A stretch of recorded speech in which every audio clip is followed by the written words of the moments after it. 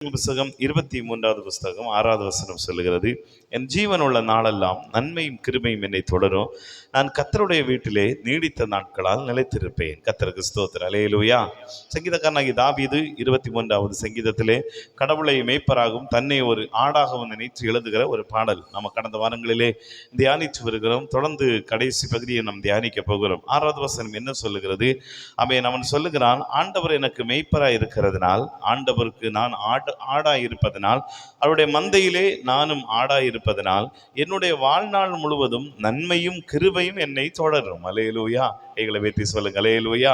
ஆண்டவருடைய வார்த்தை என்ன சொல்லுகிறதுனா, கர்த்தருடைய ஆடுகளாய் அல்லது அவருடைய மந்தையின் ஜனங்களாய் நாம் இருக்கிறதுனால் நம்முடைய மேய்ப்பன் நமக்கு என்ன கொடுக்கிறாராம்? ஜீவனுள்ள நாளெல்லாம் நன்மையும் கிருபையும் நம்மை தொடர வைக்கிறார். ஆண்டவராகிய தேவன் நமக்கு நன்மையும் கிருபையும் தர விரும்புகிறார் அல்லது தருவார். அதுதான் இந்த வேதவசனம் சொல்லுது. கடவுளை மேய்ப்பராய் வைத்திருக்கிற ஜனங்களுக்கு, ஆடாய் இருக்கிற எல்லா ஜனங்களுக்கும் வசனம் என்ன சொல்லுதுன்னா, நன்மையும் கிருபையும் அவர்களை தொடரும். அல்லேலூயா. எப்படி தொடருமா? எவ்வளவு நாள் வரைக்கும் தொடரும்? வேதம் சொல்லுது, ஜீவனுள்ள நாளெல்லாம், கடைசி வரைக்கும். அப்படின்னா இந்த உலகத்திலே நம்ம வாழுகிற வரைக்கும் நமக்கு நன்மையும் கிருபையும் தான் ஆண்டவர் தர விரும்புகிறார். நமக்கு எப்பவுமே தீமை வர வேண்டும் என்று ஆண்டவர் விரும்ப மாட்டார். ஆமாவா இல்லையா? சொல்லுங்க, அல்லேலூயா. இப்ப சொல்றேன், உங்க பிள்ளைகளுக்கு எப்படியாவது கஷ்டப்படணும்னு நீங்க விரும்புவீங்களா? கண்டிப்பாக விட மாட்டீங்க, அப்படித்தானே? உங்கள் சொல் பேச்சு கேட்டு நல்லா இருக்காங்க, நல்ல பிள்ளைகளாக இருக்காங்க, அவங்க அப்பப்போ அடி வாங்கிட்டே இருக்கணும், அப்பப்போ நான் முறிவு கட்டிக்கிட்டே இருக்கணும் அப்படின்னு நீங்கள் நினைப்பீங்களா? இல்லை. சில செல்வழி இல்லாத பிள்ளைகளை நினைப்போம், நீ பட்டு தாண்டா திருந்துவேன், அல்லேலூயா, அப்படியெல்லாம் நமக்கு சொல்லுவோம். ஆனால் நல்ல பிள்ளைகளை ஒன்று யாரும் சொன்னதில்லை இது வரைக்கும். ஆனால் அவங்க பெற்றோர்களும் இல்லை. அப்போ இங்கே நம்முடைய தகப்பன் என்ன சொல்கிறாங்க? என்னுடைய ஆடுகள் அல்லது என்னுடைய பிள்ளைகளுக்கு என்ன கொடுக்க விரும்புகிறார் என்று ஆண்டவர் சொன்னார், ஜீவனுள்ள நாளெல்லாம் நன்மையும் கிருபையும் தான் கொடுக்க விரும்புகிறார். அதனால தான் வேதத்தில் அநேக இடங்களிலே கடவுள் நமக்கு நன்மை செய்ய விரும்புகிறார் என்று எழுதப்பட்டிருக்கிறது. 1 தீமோத்தேயுவின் புஸ்தகத்தை நீங்கள் வாசிக்கும் போது அதிலே 6வது அதிகாரம், 1 தீமோத்தேயுவின் புஸ்தகம் 6வது அதிகாரம் 17வது வசனத்தை நீங்கள் திருப்பிக் கொள்ளுங்கள். அதில் எழுதப்பட்டிருக்கிறது, பவுல் தீமோத்தேயுவுக்கு ஒரு காரியத்தை சொல்லுகிறார். 17வது வசனம் சொல்லுது, இவ்வுலகத்திலே ஐஸ்வர்யம் உள்ளவர்கள் இருமாப்பான சிந்தை உள்ளவர்களாயிராமல் நிலையற்ற ஐஸ்வர்யத்தின் மேல் நம்பிக்கை வைக்காமலும் நாம் அனுபவிக்கிறதுக்கு சகலவித நன்மைகளையும் நமக்கு சம்பூரணமாய் கொடுக்கிற ஜீவனுள்ள தேவன் மேல் நம்பிக்கை வைக்கவும் என்று எழுதப்பட்டிருக்கிறது. ஆண்டவர் சொல்லுகிறார், இந்த உலகத்தில் ஐஸ்வர்யமாய் இருக்கிறவர்கள் அல்லது பணம் பொருள் படைத்தவர்கள் அதன் மேலே நம்பிக்கை வைக்காமல், நிலையற்ற ஐஸ்வர்யத்தின் மேல் நம்பிக்கை வைக்காமல் நாம் அனுபவிக்கிறதுக்கு சகலவித நன்மைகளையும் நமக்கு சம்பூரணமாய் கொடுக்கிறார். ஆண்டவருடைய வசனம் என்ன சொல்லுதுன்னா, நாம் அனுபவிக்கிறதுக்கு அல்லது நாம் அதை சுதந்தரிப்பதற்கு சகலவித நன்மைகளை எப்படி கொடுக்கிறாரா? சம்பூரணமாய். அல்லேலூயா. கடவுள் தம்முடைய பிள்ளைகளுக்கு எதை கொடுக்க விரும்புகிறார்? புதிய ஏற்பாட்டிலே அநேக இடங்களிலே பாடுகள் எழுதப்பட்டிருக்கிறது, போராட்டங்கள் எழுதப்பட்டிருக்கிறது, கஷ்டங்கள் எழுதப்பட்டிருக்கிறது, வேதனைகள் அநேக நேரங்கள் நாம் மனிதர்கள் மூலமாய், உலகத்தின் பாடுகள் மூலமாய் நாம் சகிக்கிறோம். ஆனா பைபிள் அதை மாத்திரம் நமக்கு கொடுக்கல. இங்க பைபிள் என்ன சொல்லுது? அதை மாத்திரம் நமக்கு சொல்லல. நம்ம பாடுகள் உண்டு, வேதனை உண்டு, கஷ்டங்கள் எல்லாம் நமக்கு உண்டு. ஆனா அதுக்கு மேல ஒரு காரியம் இங்க எழுதப்பட்டிருக்கிறது, நாம் அனுபவிக்கிறதுக்கு சகலவித நன்மைகளையும் நமக்கு சம்பூரணமாய் கடவுள் கொடுப்பார். அல்லேலூயா. நாம் அனுபவிப்பதற்கு, அப்படின்னா நாம் வாழுவதற்கு எனக்கு தேவையான சகலவித நன்மைகளையும் எப்படி கொடுக்கிறாராம்? சம்பூரணமாய் கொடுக்கிறார். அப்படின்னா நம்ம நிறைவாய் பெற்று இந்த உலகத்துல வாழ முடியும். அல்லேலூயா. சத்தமாய் சொல்லுங்கள், அல்லேலூயா. நம்ம எல்லாரும் இந்திய பிரஜைகள். இந்தியாவில் ஒரு கவர்மெண்ட் ஒரு சட்டம் போடுதுன்னு வைங்க, இந்தியாவில் இருக்கிற எல்லாருக்கும் மாசம் 5000 ரூபாய், அல்லேலூயா, அப்படின்னு போடுன்னு வைங்க. நீங்க என்ன செய்வீங்க? உங்களுக்கு கிடைக்குதோ இல்லையோ, ஆனா உங்களுக்கு கிடைச்சே ஆகணும். அல்லேலூயா. ஆமாமா இல்லையா? சொல்லுங்க, அல்லேலூயா. கிடைச்சே ஆகணும், அது நம்முடைய உரிமை. அப்போ இங்க பைபிள் என்ன சொல்லுதுன்னா, பரலோகம் நமக்கு பல உரிமைகளை கொடுத்திருக்கு. என்ன உரிமை கொடுத்திருக்கு? உலகத்துல அவரை நம்புகிற பரிசுத்தவான்கள் எல்லாவற்றையும் சகல நன்மைகளையும் சம்பூரணமாய் அனுபவிச்சுதான் சாகணும். அல்லேலூயா. இருக்கீங்களா? கைகளை வைத்து சொல்லுங்க, அல்லேலூயா. இந்த வசனத்தை நம்ம விசுவாசிக்கணும். ஏன்னா நான் இந்த உலகத்துல எப்பவுமே கஷ்டப்படுகிறேன். சிலர் சொல்றாங்க, நான் என் குடும்ப வீட்லயும் கஷ்டம், கட்டி கொடுத்த வீட்லயும் கஷ்டம், அல்லேலூயா, இன்னும் கஷ்டம் எனக்கு தீர்ந்த பாடில்லை, நம்ம கடைசி வரைக்கும் கஷ்டம், அப்படியெல்லாம் இல்லை. அல்லேலூயா. நாமவே அப்படி நினைச்சிட்டு இருக்கணும். பைபிள் நமக்கு அதை சொல்லல. பைபிள் அதை நமக்கு கற்றுக் கொடுக்கவும் இல்லை. ஆண்டவர் நமக்கு ரட்சிக்கப்படுறதுக்கு முன்னாடி கஷ்டப்பட்டார், ரைட்டு. ஆனா ரட்சிக்கப்பட்ட பிற்பாடும் கஷ்டப்படுறோம், கடைசி வரைக்கும் கஷ்டப்படுறோம். அப்படின்னா இந்த வசனத்தை நீக்கணும் பைபிள்ல இருந்து. அல்லேலூயா. அப்படி இதுதான் எனக்கு கஷ்டம்தான் கடைசி வரைக்கும்னா இந்த வசனத்தை நீக்கணும். ஆனா பைபிள் என்ன சொல்லுது? இயேசுவே சொன்னார் பாருங்க, துன்பங்களோடு கூட நூறத்தனியா நான் தருவேன். கையை உயர்த்தி சொல்லுங்க அல்லேலூயா. இந்த உலகத்துல கடவுளுக்காய் விட்டவர்கள் ஆண்டவருடைய பிள்ளைகளுக்கு என்ன சொல்லப்பட்டிருக்குன்னா, துன்பம் இல்லை அப்படின்னு சொல்லப்படல. ஆனா பிளஸ் நான் 100க்கு 100 ஆசீர்வாதத்தையும் வைத்திருக்கிறேன். நாம துன்பத்தை பார்த்துட்டு போறோம், ஆனா இந்த ஆசீர்வாதத்தை பல நேரங்களில் பார்க்க முடியல. ஆனா பைபிள் என்ன சொல்லுதுன்னா, நாம் அனுபவிப்பதற்கு அப்படின்னா நீங்கள் சுதந்தரிப்பதற்கு சகலவித நன்மைகளையும் உங்களுக்கு சம்பூரணமாய் கொடுக்கிற தேவன். அல்லேலூயா. நாம பெற்றுக்கொள்றதுக்கு உங்களுக்கு சம்பூரண ஆசீர்வாதம் இல்லைன்னா நீங்கள் இன்னும் கிறிஸ்தவர்கள் அல்ல. அல்லேலூயா. நம்ம எல்லாத்தையும் சேர்த்து சொல்றோம் அல்லேலூயா. அப்படியே நாம இன்னும் சுதந்திரிக்க வேண்டிய காரியம் நிறைய இருக்கு. பைபிள் சங்கீதம் 34 எழுதப்பட்டிருக்கு பாருங்க, சிங்க குட்டிகள் தாழ்ச்சி அடைந்து பட்டினியா இருக்கும், கர்த்தரை தேடுகிறவர்களுக்கோ ஒரு நன்மையும் குறைபடாது அப்படின்னு எழுதப்பட்டிருக்கு. அப்ப ஆண்டவரை தேடுறவங்க தானே நீங்க? Praise the lord. அல்லேலூயா. நீங்க ஆண்டவரை தேடுறவங்களா? அப்படின்னா பைபிள் என்ன சொல்லுது? ஒரு நன்மையும் உங்களுக்கு குறைபடவே கூடாதாம். அல்லேலூயா. கைகளை உயர்த்தி சொல்லுங்க பார்க்கலாம். அல்லேலூயா. பைபிள் சொல்லுது ஒரு நன்மையும் குறைபடாது அப்படின்னா வார்த்தை பொய்யல்ல, வார்த்தை நிச்சயமாய் உண்மை. அதனால ஆண்டவர் சொல்றாரு, நீங்கள் சங்கீதங்கள் புத்தகம் 25 வாசிக்கும் போது அதில் எழுதப்பட்டிருக்கிறது. 25:13 சொல்லுது, அவன் ஆத்துமா நன்மையில் தங்கும், அவன் சன்னதி பூமியை சுதந்திரித்துக் கொள்ளும். இது ஆண்டவர் தம்முடைய பிள்ளைகளுக்கு கொடுக்கிற வாக்குத்தத்தம். என்ன எழுதப்பட்டிருக்கிறது? அவன் ஆத்துமா நன்மையிலே தங்கும், அவன் சன்னதி பூமியை சுதந்திரிக்கும் என்று எழுதப்பட்டிருக்கிறது. கர்த்தருக்கு ஸ்தோத்திரம். ஆண்டவர் சகல நன்மைகளையும் நமக்கு சம்பூரணமாய் தருகிறார். அதனால ஜீவனுள்ள நாளெல்லாம் நன்மையும் கிருபையும் உங்களை தொடரணும். அல்லேலூயா. இதுவரைக்கும் என்ன தொடர்ந்தோ இல்லையோ, ஆனா நீங்க சொல்லணும், ஆண்டவரே எனக்கு நன்மையும் கிருபையும் என்னை தொடரணும். யாக்கோபு எழுதின நிருபம் 4வது அதிகாரம், அதை நீங்கள் வாசித்து பார்க்கும்போது யாக்கோபு எழுதின நிருபத்தை திருப்பிக் கொள்ளுங்கள். அதில் எழுதப்பட்டிருக்கிறது, 4வது அதிகாரத்தை திருப்பிக் கொள்ளுங்கள். அதில் ஆண்டவருடைய வசனம் சொல்லுகிறது, தேவன் கிருபைகளை நமக்கு தருகிறார். 4வது அதிகாரம் 6வது வசனம், அவர் அதிகமான கிருபையை அளிக்கிறாரே, ஆதலால் தேவன் பெருமை உள்ளவர்களை எதிர்த்து நிற்கிறார், தாழ்மை உள்ளவர்களுக்கோ கிருபை அளிக்கிறார். யோவான் 1வது புஸ்தகத்தை திருப்பிக் கொள்ளுங்கள். யோவான் 1வது புஸ்தகத்தை திருப்பிக் கொள்ளுங்கள். அதில் முதல் அதிகாரத்தில் எழுதப்பட்டிருக்கிறது. என்ன எழுதப்பட்டிருக்கு பாருங்க, 16வது வசனம், அவருடைய பரிபூரணத்தினாலே நாம் எல்லாரும் கிருபையின் மேல் கிருபை பெற்றோம். அப்படின்னா தேவனுடைய பரிபூரணம். எங்க தேவனுடைய பரிபூரணம் நிறைவு வருகிறது தெரியுமா? சிலுவையில தான் நிறைவு வருது. அப்படின்னா இங்க எழுதப்பட்டிருக்கிற காரியம் ஆரம்பத்திலே முடிந்ததை அப்படியே அவன் தொடர்ந்து எழுதிட்டு வர்றாரு. தொடர்ந்து எழுதிட்டு வரும்போது அவருடைய ஆரம்ப கால ஊழியத்தை சொல்லிட்டு வர்றாரு. சொல்லும் போது முதல்ல எழுதுறாரு, அவருடைய பரிபூரணத்தினாலே நாம் எல்லாரும் கிருபையின் மேலே கிருபை பெற்றுக்கொண்டே இருக்கிறோம். அப்படின்னா தேவன் நமக்கு தம்முடைய பரிபூரணத்தை வெளிப்படுத்தினார். அப்படின்னா எபிரேயர்ல எழுதப்பட்டிருக்கு, அவர் பூரணரான பின்பு அப்படின்னு ஒரு வார்த்தை எழுதப்பட்டிருக்கு பாருங்க. எபிரேயர்கள் அந்த நிருபத்தை நீங்கள் வாசித்து பார்க்கும்போது அதுல என்ன எழுதப்பட்டிருக்கு பாருங்க, அவர் பூரணர் ஆன பின்பு 5வது அதிகாரம் 9வது வசனத்தை நீங்கள் வாசிக்கும் போது 8:9 சொல்லுது, அவர் குமாரனாயிருந்து பட்ட பாடுகளினாலே கீழ்ப்படிதலை கற்றுக்கொண்டு தாம் பூரணரான பின்பு அப்படின்னு எழுதப்பட்டிருக்கு. அப்போ ஆண்டவர் பூரணரானார். அதை தான் இங்க யோவான் சொல்லும் போது சொல்லுகிறார், அவருடைய பரிபூரணத்தினால். அல்லேலூயா. அப்ப எல்லாவற்றையும் அவர் நிறைவு செய்ததனால், அததான் இங்க எழுதப்பட்டிருக்கிறது. சிலுவையிலே மரித்து உயிர்த்தெழுதல் வரைக்கும் அவருடைய பணி தொடருது. அல்லேலூயா. அந்த உயிர்த்தெழுதலுக்கு அப்புறம் தான் எல்லாமே நிறைவு பெறுகிறது. ஆண்டவர் வந்த நோக்கம் சகலமும் நிறைவு பெற்ற பிற்பாடு சொல்லப்பட்டிருக்கிறது, பூரணரான பின்பு அப்படின்னு எழுதப்பட்டிருக்கு. அப்போ இந்த பரிபூரணத்தினால நாம கிருபையின் மேல கிருபை. அல்லேலூயா. அப்போ நமக்கு கிருபையின் மேல கிருபை வந்துகிட்டே இருக்கணும். நம்ம கடைசி வரைக்கும் நம்ம கிருபை சூழ்ந்து கொண்டிருக்கணும். அதைத்தான் பைபிள் நமக்கு கற்றுக் கொடுக்கிறது. அதனாலதான் சங்கீதக்காரன் சொல்லுகிறார், கிருபையின் மேல கிருபைய நமக்கு தந்துட்டு இருக்கிறார். அல்லேலூயா. என் ஜீவன் உள்ள நாளெல்லாம் நன்மையும் கிருபையும் என்னை தொடரும். அல்லேலூயா. இந்த பூலோகத்துல மாத்திரமல்ல, நன்மைகள் பரலோகம் வரைக்கும் தொடரும் என்று எழுதப்பட்டிருக்கிறது. அல்லேலூயா. ஐயா உயர்த்தி சொல்லுங்க வாங்கல. அல்லேலூயா. இங்க சொல்லப்பட்டிருக்கிற நன்மை எதை குறிக்க தெரியுமா? பூலோகத்துல கடவுள் கொடுக்கக்கூடிய நன்மை. 2வது, நாம் செய்த நன்மைகளும் நம்மை தொடரும். அதுதான் வேதம் நமக்கு கற்றுக் கொடுக்கிறது. வெளிப்படுத்தின விசேஷத்தை நீங்கள் வாசித்து பார்க்கும்போது அதில் எழுதப்பட்டிருக்கிறது 14வது அதிகாரம் 13வது வசனத்தை நீங்கள் வாசிக்கும் போது அங்க என்ன சொல்லுது பாருங்க.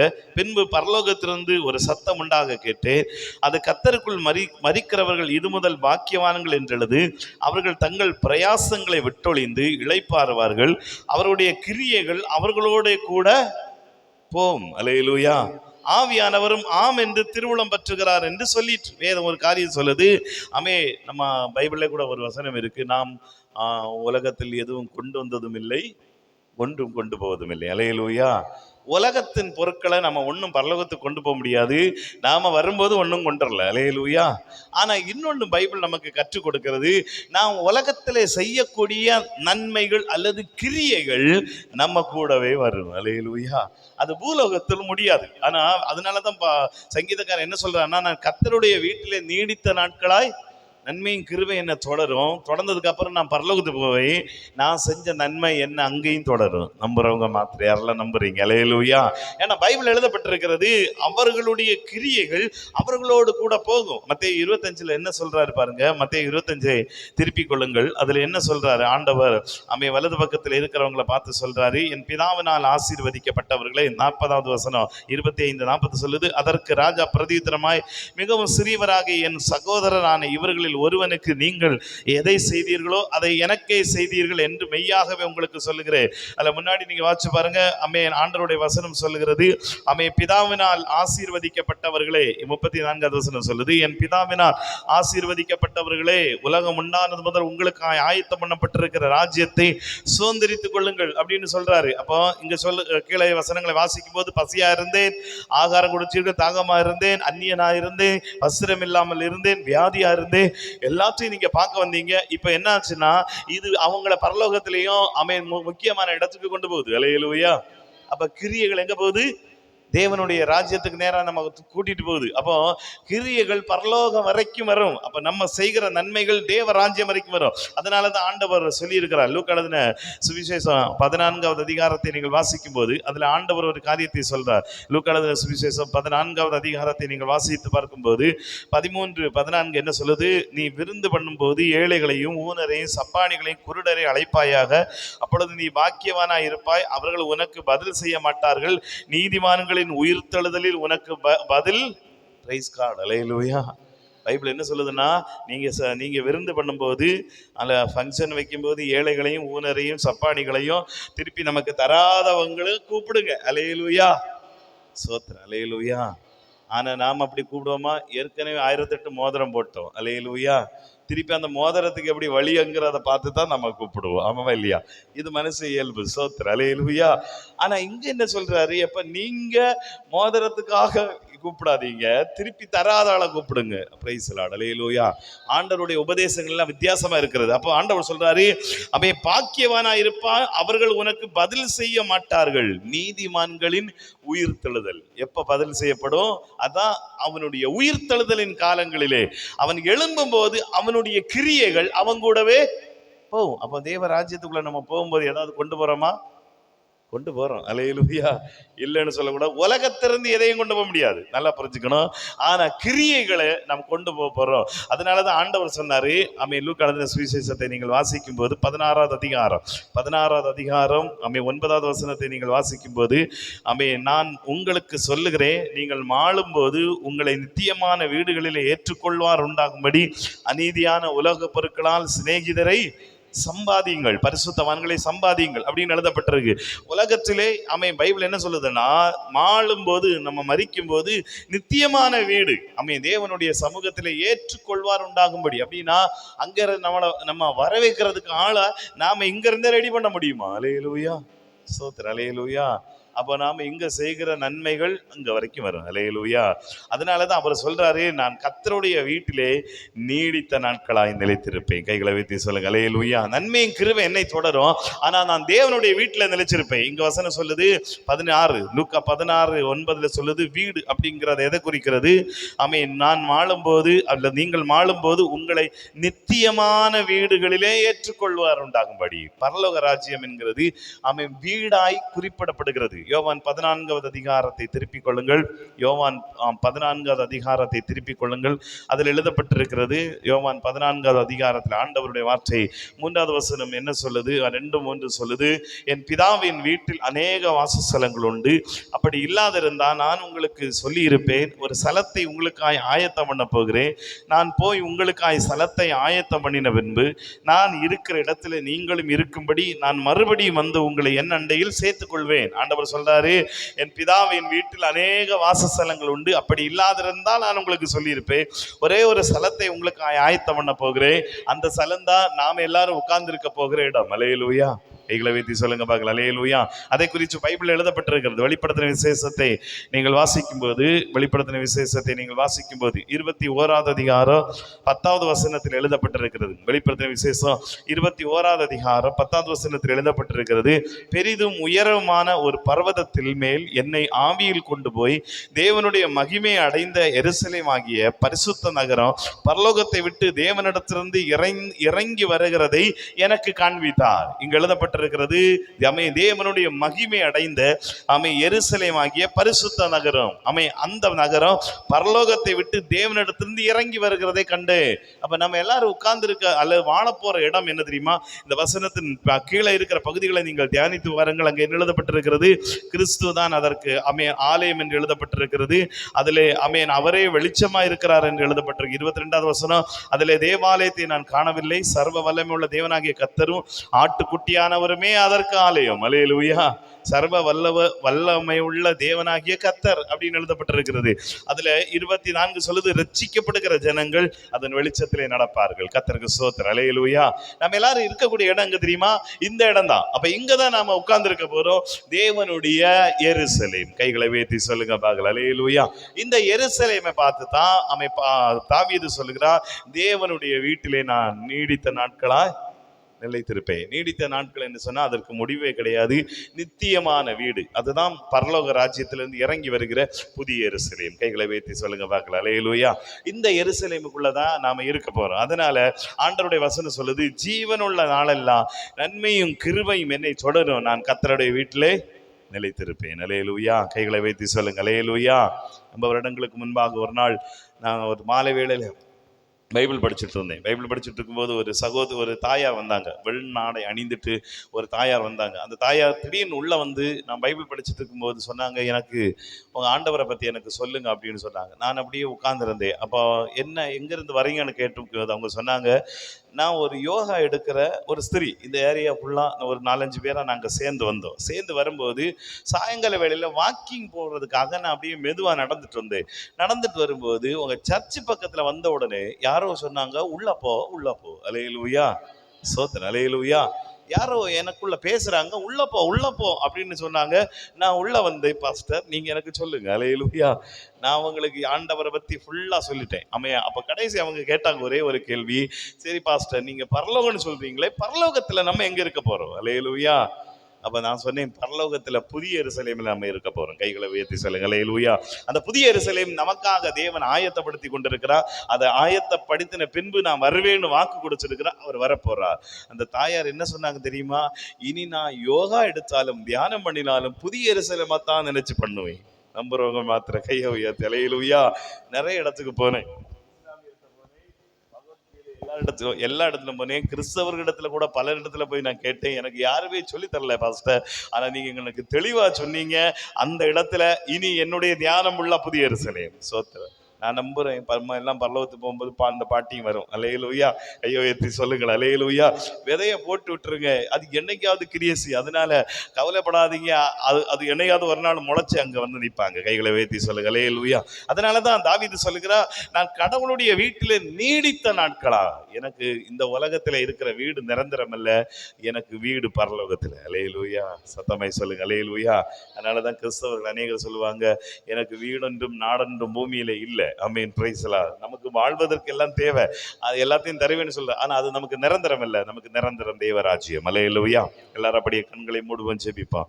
எல்லாரும் அப்படியே கண்களை மூடுவோம், ஜெபிப்போம். Thank you father. ஆண்டவருடைய வார்த்தையை சொல்லுகிறது, ஜீவனுள்ள நாளெல்லாம் நன்மையும் கிருபையும் என்னை தொடரும். எல்லாரும் ஜெபிக்கலாம் ஆண்டவருடைய சமூகத்தில். ஜீவனுள்ள நாளெல்லாம், நான் வாழுகிற நாள் முழுவதும் எனக்கு நன்மை தொடரும். ஆண்டவரே, என்னுடைய வாழ்நாள் முழுவதும் இயேசு எனக்கு நன்மை தருகிறார். எல்லாரும் ஜெபிக்கலாமா? ஆண்டவருடைய வசனம் சொல்லுது, நன்மையும் கிருபையும் நம்மை தொடர்கிறது. இந்த பூலோகத்தில் கடவுள் நம்மை ஆசீர்வதிக்க விரும்புகிறார். பூலோகத்தில் கடவுள் நம்மை வாழ வைக்க விரும்புகிறார். கர்த்தருடைய பிள்ளைகளுக்கு சகல விதமான நன்மைகளையும் சம்பூரணமாய் கொடுக்கிறார். நாம் வாழ்வதற்கு தேவையான எல்லாவற்றையும் கொடுக்கிறார். ஆனால் வேதம் நமக்கு என்ன சொல்லுகிறது? எல்லாத்தையும் தந்த தேவன் நமக்கு நித்திய ஜீவனை நிரந்தரமாய் தரப்போகிறார். அதனால தான் சங்கீதக்காரர் சொல்லுகிறார், நான் தேவனுடைய வீட்டிலே நான் தங்குவேன். ஹல்லேலூயா. ஆண்டவருடைய வீட்டிலே நான் வாசம் பண்ணுவேன். கர்த்தருடைய வீட்டிலே நான் நிலைத்திருப்பேன். ஹல்லேலூயா. ஆண்டவராகிய தேவன் இந்த உலகத்திலே நன்மையும் கிருபையும் நமக்கு தருகிறார். இந்த நன்மையும் கிருபையும் நம்மை தொடருகிறது போல நாம செய்கிற நன்மைகளும் பரலோகம் வரைக்கும் தொடரும். இந்த பூலோகத்தில் கடவுள் நமக்கு நன்மையும் கிருபையும் தொடர செய்கிறார். நாம் அநேக நேரங்களில் நன்மை செய்யும் போது அவைகள் நம்மை பின்தொடர்கிறது. அவைகள் இந்த பூலோகத்தோடு முடிந்து போவதில்லை. நீதிமான்களுடைய உயிர்த்தெழுதலில் அவைகள் பதில் செய்யப்படும். வேதம் நமக்கு அதை தான் சொல்லுகிறது. நாம செய்கிறது அநேகருக்கு தெரியாம இருக்கலாம், நாம பண்ணுகிறது அநேகர் ஏற்றுக்கொள்ளாம இருக்கலாம், திருப்பி தராம இருக்கலாம். ஹல்லேலூயா. ஆனா ஆண்டவர் சொல்லுகிறார், தேவன் வலது பக்கத்தில் இருக்கிறவங்களை பார்த்து பிதாவினால் ஆசீர்வதிக்கப்பட்டவர்கள் என்று சொன்னார். இந்த சம்பவம் இன்னும் நடக்கலைங்க, இன்னும் நடக்கல, இனிதான் இது நடக்க போகுது. இது ஒரு தீர்க்க தரிசன வார்த்தை. இந்த சம்பவத்திலே ஆண்டவர் சொல்லுகிற பிதாவினால் ஆசீர்வதிக்கப்பட்டவர்களே என்று சொல்லக்கூடிய அந்த கூட்டத்துக்குள்ள நம்ம இருக்கிறோமா? ஹல்லேலூயா. இவைகள் எல்லாம் நமக்கு இனி நடக்க போகிறவைகள். அந்த கூட்டத்துக்குள்ள ஆண்டவர் நம்மை பார்த்தாரா? ஹல்லேலூயா. அந்த கூட்டத்துக்குள்ள நீங்க இருக்கிறீங்களா? அல்லது இருப்பீங்களா? ஸ்தோத்திரம். ஆண்டவருடைய சமூகத்துல ஒரு விஷயம் ஒப்பு கொடுங்க. ஆண்டவரே, இந்த பூலோகத்துல வாழ்ற வரைக்கும் ஆண்டவரே நான் உம்முடைய வார்த்தையின்படி செய்வேன். ஆண்டவரே, தேவனுடைய ராஜ்யத்தை ஆண்டவரை நான் பின்பற்றுவேன். ஆண்டவருடைய நாமத்தை உயர்த்துவேன். ஹல்லேலூயா. கர்த்தருடைய வசனத்தின்படி நடப்பேன். எல்லாரும் ஜெபிக்க போறீங்க. தேவன் சொன்ன 25வது புஸ்தகம் மத்தேயு 25 எல்லாம் நிறைவேறவில்லை. இதெல்லாம் இனி நடக்க போகிற ஒரு தீர்க்க தரிசன வார்த்தைகள். ஹல்லேலூயா. இயேசுவின் வருகையில தான் நடக்க போகுது. அப்போ ஆண்டவர் நம்மை பார்த்து பேசுவார். பிதாவின் ஆசீர்வதிக்கப்பட்டவர்களே உள்ளே வாருங்கள். பிதாவின் ஆசீர்வதிக்கப்பட்டவரை உங்களுக்காக நியமிக்கப்பட்டிருக்கிற ராஜ்யத்துக்குள் பிரவேசி அப்படின்னு சொல்ற கூட்டத்தில் நாம எல்லாரும் இருக்கிறோமா? ஹல்லேலூயா. ஹல்லேலூயா. ஒரு விஷயம் சிந்திக்கலாமா? தாவீது சொன்னான், கர்த்தருடைய வீட்டிலே நான் நீடித்த நாட்களாய் நிலைத்திருப்பேன். என்னுடைய வாழ்க்கையில நான் நிரந்தரமாய் ஒரு இடத்துல வாழ போறேன். இந்த பூலோகத்துல கடவுள் என்னை மேய்த்து கொண்டே வந்தா ஜீவனுள்ள நாளெல்லாம் நன்மையும் கிருபையை தொடர்ந்து கொண்டே இருக்கிறது. நான் ஒரு இடத்துல போய் முடிய போகுது என்னுடைய வாழ்க்கை. அங்கதான் நான் நிலையா இருக்க போறேன். அங்க இருக்கும்போது பிரைஸ் தி லார்ட். ஆண்டவருடைய வசனம் என்ன சொல்லுகிறது?